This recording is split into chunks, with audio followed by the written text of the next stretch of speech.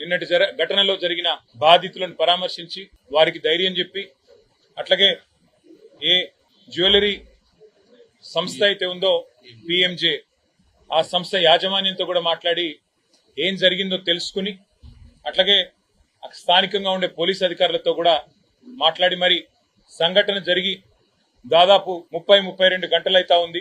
మరి ఏం జరిగింది, ఇంకా ఎందుకు ఇంత అరాచకానికి తెగబడ్డ వాళ్ళు? బహుశా నాకు తెలిసి కరీంనగర్ చరిత్రలో ఎన్నడూ కూడా ఇట్లాంటి దుర్ఘటన ఎన్నడూ కూడా జరగలేదు. ఇంతటి దుర్మార్గమైన సంఘటన ఎన్నడూ జరగలేదు.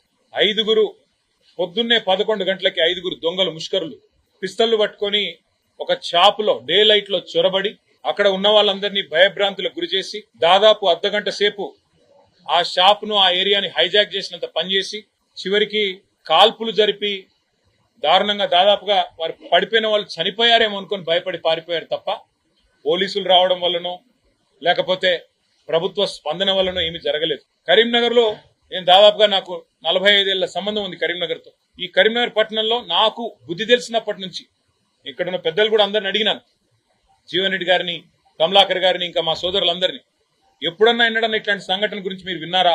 5 తుపాకులతో 5 ముష్కరులు వచ్చి ఒక వ్యాపార సముదాయంలో చొరబడి భయభ్రాంతులకు గురి చేసి దాదాపు 4-5 కోట్ల రూపాయల విలువైన సంపద దోచుకోవడమే కాకుండా 32 గంటలైనా పత్తాలేరు వాళ్ళని పట్టుకునే పరిస్థితి లేదంటే ఎంత దౌర్భాగ్యమైన పరిస్థితిలో రాష్ట్ర ప్రభుత్వం ఉన్నది, ఎంత హీనమైన పరిస్థితిలో ఈ నగరంలో పోలీసింగ్ వ్యవస్థ ఉన్నది, దాన్ని బట్టి చెప్పవచ్చు.